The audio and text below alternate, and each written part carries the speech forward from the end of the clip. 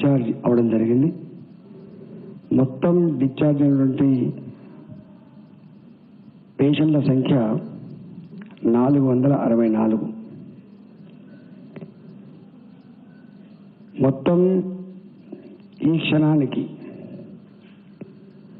మా ఆధీనంలో ఉన్నటువంటి పేషెంట్ల సంఖ్య 552.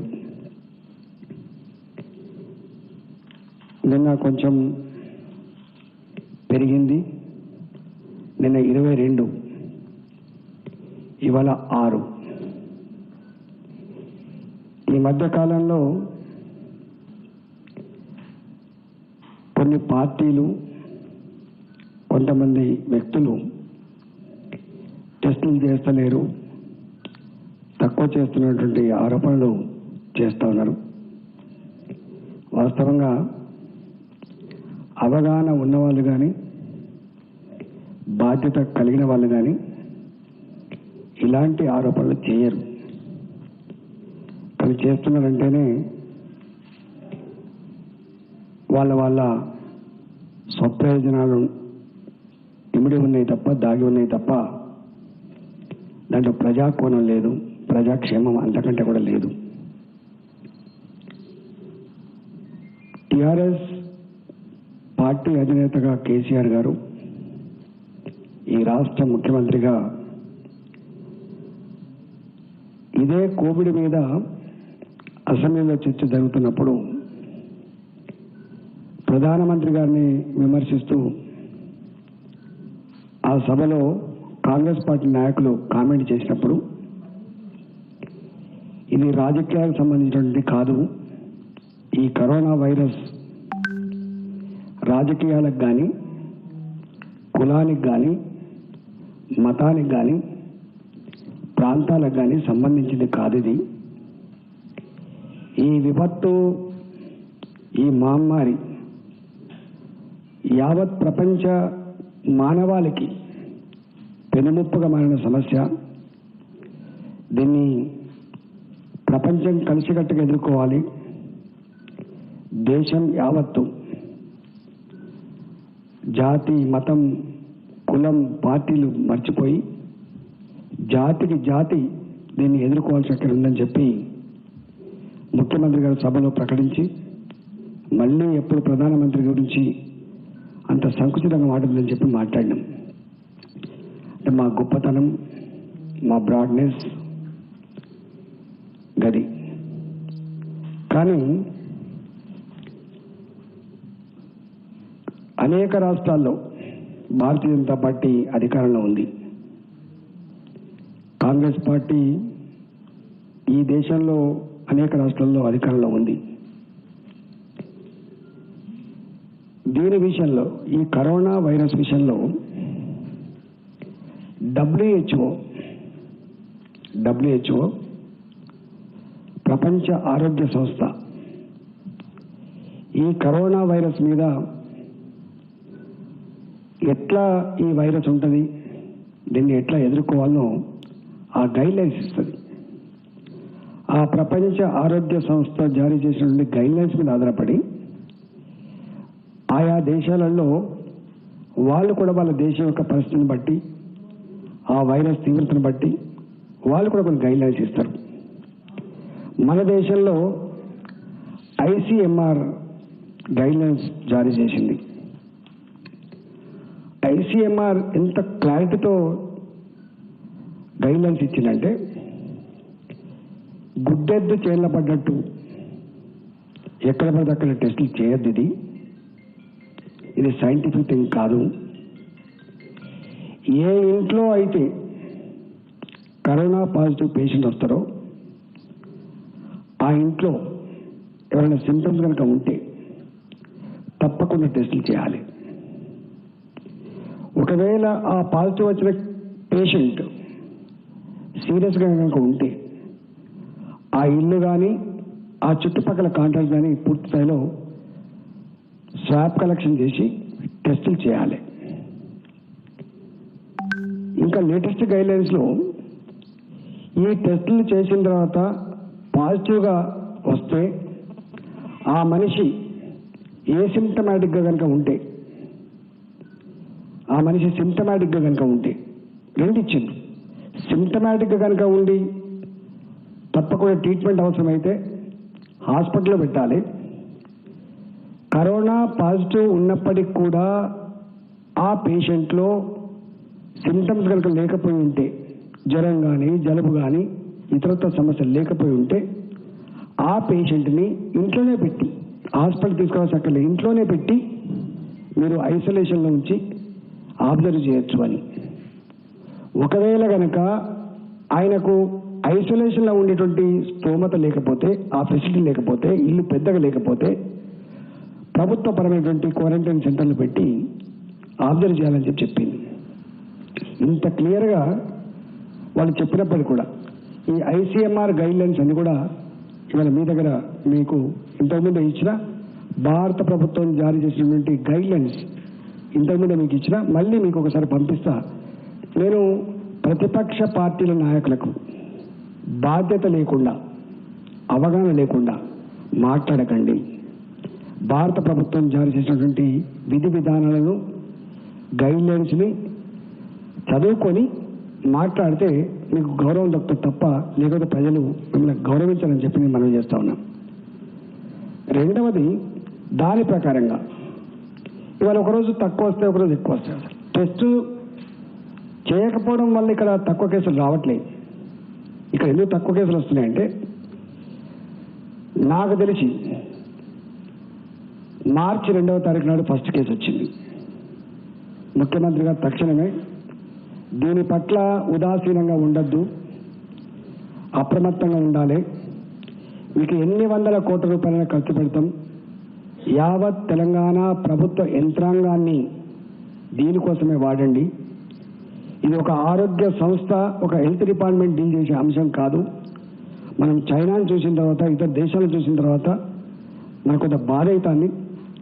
అంత ఉన్నతమైన అభివృద్ధి చెందిన దేశాలే ఇటలీ, స్పెయిన్, బ్రిటన్, అమెరికా లాంటి దేశాలు విలువలాడుతూ ఉంటే మరి మన దగ్గర అన్ని వెంటిలేటర్లు లేవు, మనకు అంత ఫెసిలిటీ లేదు, మనకు జనాభా డెన్సిటీ ఎక్కువ, ఎడ్యుకేషన్ తక్కువ మనకని చెప్పి వారు భావించి మమ్మల్ని అప్రమత్తం చేసి అన్ని రకాల సౌకర్యాలు కల్పించింది.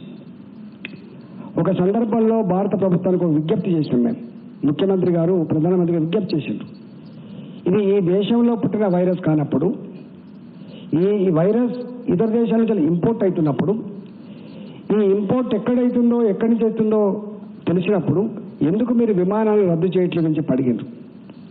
కొద్ది మంది మీద ప్రేమ ఉండవలసిందే. నా కొడుకు అమెరికాలో ఉంటాడు, ప్రేమ ఉంటుంది. మా డిఎన్ఏ గారి బిడ్డ లండన్లో ఉంటారు, ప్రేమ ఉంటుంది, కాదట్లేదు. కానీ పిడికడి మంది కోసం ఎందుకు దేశం యొక్క ఆరోగ్య పరిస్థితిని మీరు పనంగా పెడతారని చెప్పి మేము కోరి, మీరు దీనికి కారణమైనటువంటి ఫ్లైట్లను రద్దు చేయమని చెప్పి కోరిన మొట్టమొదటి రాష్ట్రం తెలంగాణ. అంటే ఎంత కమిట్మెంట్ ఉందో, ఎంత ముందు చూపు ఉందో మీకు అర్థం కావాలి. సెకండ్ కోరింది, ఇది మ్యాసివ్గా రాష్ట్రాల మధ్య ప్రయాణాలు, ప్రజలు ట్రావెల్ అయ్యేది ట్రైన్స్ కాబట్టి దాన్ని కూడా రద్దు చేయమని చెప్పి కోరింది మొట్టమొదటి తెలంగాణ. అంతేకాదు, ఒక్కరోజు భారత ప్రభుత్వం కర్ఫ్యూకి పిలిపిస్తే దాన్ని కంటిన్యూ చేసి సంపూర్ణమైన లాక్డౌన్ని తూచా తప్పకుండా అమలు చేసిన రాష్ట్రం తెలంగాణ. అంతేకాదు, భారత ప్రభుత్వం మే 3వ తారీఖు వరకు లాక్డౌన్ ప్రకటిస్తే తెలంగాణ రాష్ట్ర ప్రభుత్వం ఇంకొక అడుగు ముందుకేసి 3వ తారీఖు కాదు, అవసరమైతే 7వ తారీఖు వరకు అని చెప్పి మే 7వ తారీఖు వరకు కూడా లాక్డౌన్ ప్రకటించిన రాష్ట్రం తెలంగాణ. అంతేకాదు, లాక్డౌన్ పిలిపించి ఊకుంటే కాదు, ప్రజల సంపూర్ణమైనటువంటి సహకారం లేకుండా, ప్రజలు దీన్ని పూర్తిగా అర్థం చేసుకొని ఆచరించకుండా లాక్డౌన్ ప్రకటించినప్పటికి కూడా మనం కంట్రోల్ చేయలేమని చెప్పి భావించి స్వయంగా ముఖ్యమంత్రి కేసీఆర్ గారే ప్రజలను ఉద్దేశించి ఒక 4-5 ప్రెస్ మీట్ పెట్టడం జరిగింది. ఆ 4-5 ప్రెస్ మీట్ల సందర్భంగా గ్రామీణ ప్రాంత ప్రజానీకానికి మీ ఊర్లకు ఎవరిని రాకుండా కంచెలు వేయండి, రాళ్లతో కట్టడాలు కట్టండి, రోడ్లకు ట్రెంచులు కొట్టండి అని చెప్తే ఆ ఊర్లో ఉన్న సర్పంచ్ గారు కానీ ఇతర పెద్దలు కానీ ట్రెంచులు కొట్టి కాపలా కాసిన చరిత్ర తెలంగాణలో ఉంది.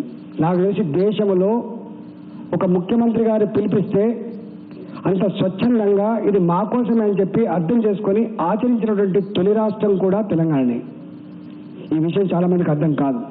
నేను అడుగుతా ఉన్నా, ఏ రాష్ట్రంలో అయినా ఒక ముఖ్యమంత్రి పిలిపిస్తే ఇవాళ ట్రెంచులు కొట్టి కంపలు వేసి గోడలు కట్టి స్వయంగా సర్పంచ్లే కట్టబట్టుకొని ఊర్లకు రాకుండా చేసి చరిత్ర లేదు.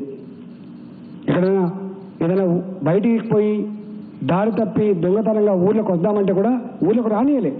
నువ్వు 14 రోజుల పాటు ఊరు బయటనే ఉండాలను, నువ్వు బాగా అయిన తర్వాత మాత్రమే రావాలి తప్ప ఊళ్ళకు రావద్దని చెప్పి కోరిండు. గ్రామీణ ప్రాంతాల్లో 100% లాక్డౌన్ని గొప్పగా అమలు చేసినటువంటి ప్రజలు తెలంగాణ ప్రజలు. బ్రహ్మాండంగా నీళ్ళు వచ్చి పంటలు పండుతున్నప్పుడు ఈ పంటలు ఎట్లా సేకరించాలి? మరి లేక తెలంగాణ రాష్ట్ర చరిత్రలో భూమికి బరువైన పంట పండింది, ఈ పంట రైతుల చేతికి రావాలి కదా అని చెప్పి వారు భావించినప్పుడు ప్రజలు పంటను కూడా లెక్క చేయకుండా ఆ కంపెనీ అట్లే ఉంచిండ్రు, ఆ రాళ్ళ గోడలు అట్లే ఉంచిండ్రు, ఆ కందకాలు అట్లే ఉంచిండ్రు. చివరికి మేము పోయి బతలాడుకొని మేము అడిగినాం ముఖ్యమంత్రి గారిని, సార్ మీరు మళ్ళీ పిలుపు ఇవ్వకపోతే ఆ కంపెనీ పోవు, పిలుపు ఇవ్వకపోతే ట్రాక్టర్లు ఊరికి రావు, హమాలీలు ఐకేపీ సెంటర్లకు పోరు, మహిళా సంఘాలు వడ్లు కొనుగోలు దగ్గర రారు అని చెప్తే మళ్ళీ స్వయంగా వారు పిలిపిస్తేనే ఐకేపీ సెంటర్ దగ్గరికి హమాలీలు వచ్చిండ్రు, ఐకేపీ సెంటర్ నడపడానికి మహిళలు వచ్చిండ్రు, ట్రాక్టర్లు నడపడం వచ్చిండ్రు. అట్లా వచ్చి ఇలా అంటే ఎంత ఎఫెక్టివ్గా దీన్ని ప్రపంచవ్యాప్తంగా అమెరికా కావచ్చు, బ్రిటన్ కావచ్చు, ఇటలీ కావచ్చు, స్పెయిన్ కావచ్చు, ఇలా భారతదేశం కావచ్చు, దీనికి మందు లేదు, దీనికి వ్యాక్సిన్ లేదు, దీనికి ఉన్నదల్లా ఏకైక సూత్రం ఐసోలేషన్లో ఉండడం, ఎవరి ఇంట్లో వాళ్ళు ఇంకొక మనిషి కాంటాక్ట్ కాకుండా ఉండడమే దీనికి పరిష్కారం అని చెప్పి భావిస్తూ ఉంటే దాన్ని అమలు చేసింది రాష్ట్రం తెలంగాణ. మన కమిట్మెంట్ని చూసి,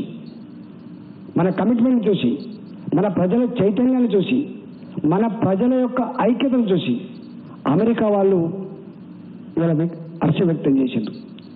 మన గడ్డ మీద పుట్టి అమెరికాలో ఉన్నవాళ్ళు, లండన్లో ఉన్నవాళ్ళు, ఇటలీలో ఉన్నవాళ్ళు ఇవాళ భారతదేశం ఒక గొప్పతనం ఏందో, తెలంగాణ గొప్పతనం ఏందో మాకు అర్థమైందని చెప్పి వాళ్ళు మాట్లాడుతూ ఉంటే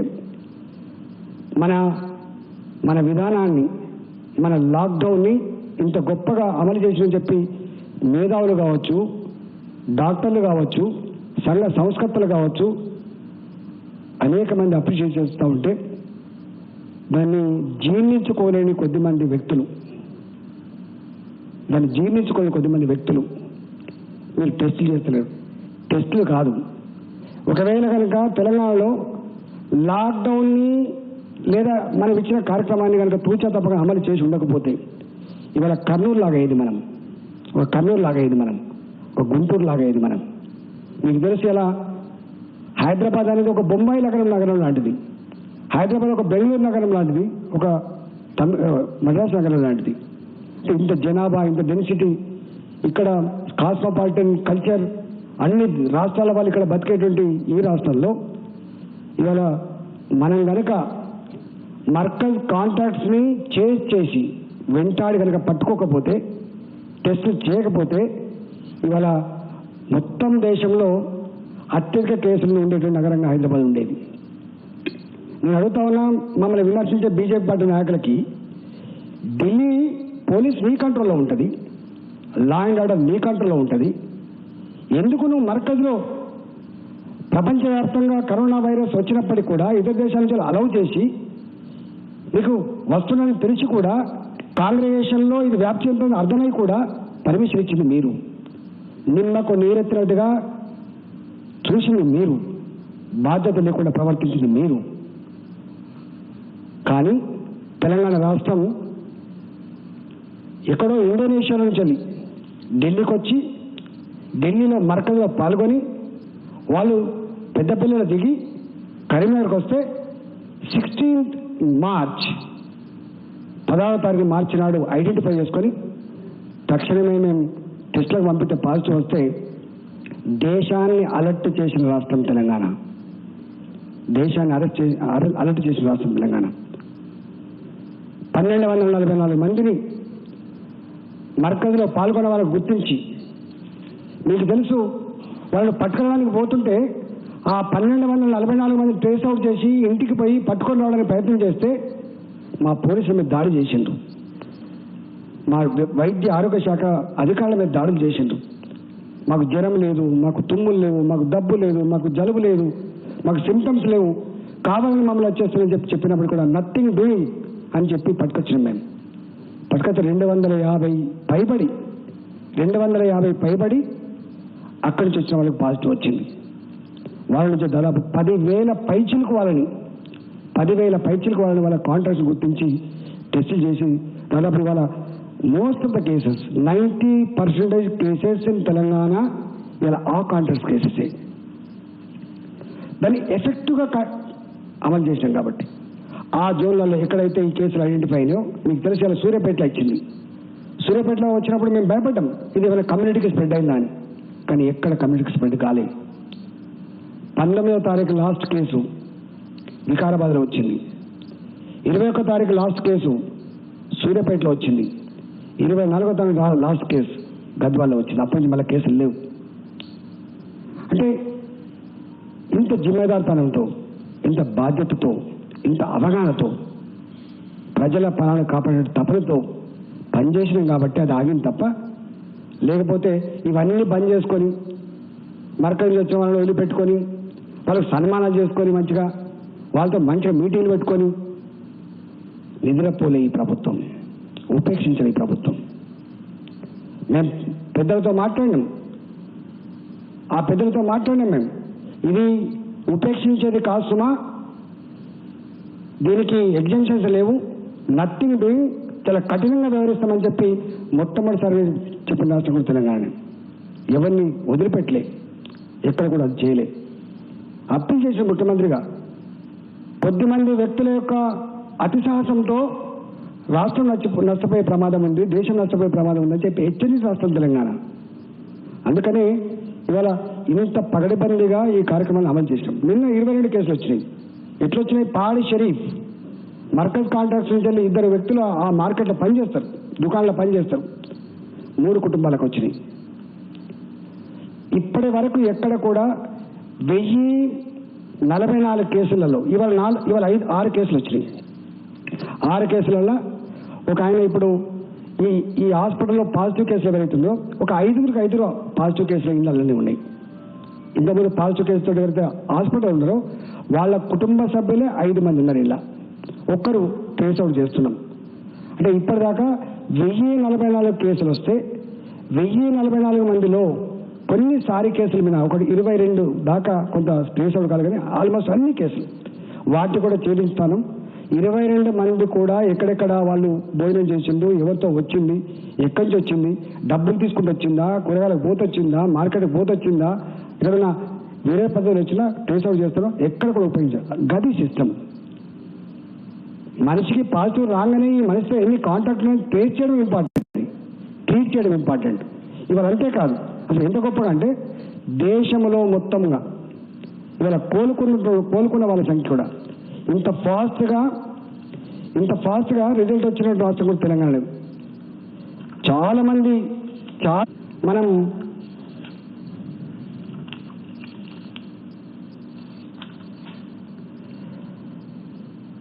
1044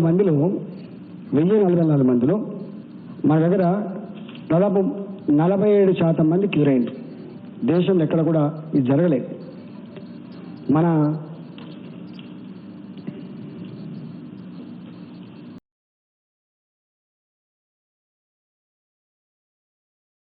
This is Venugopal Reddy. Kindly subscribe JNN YouTube channel.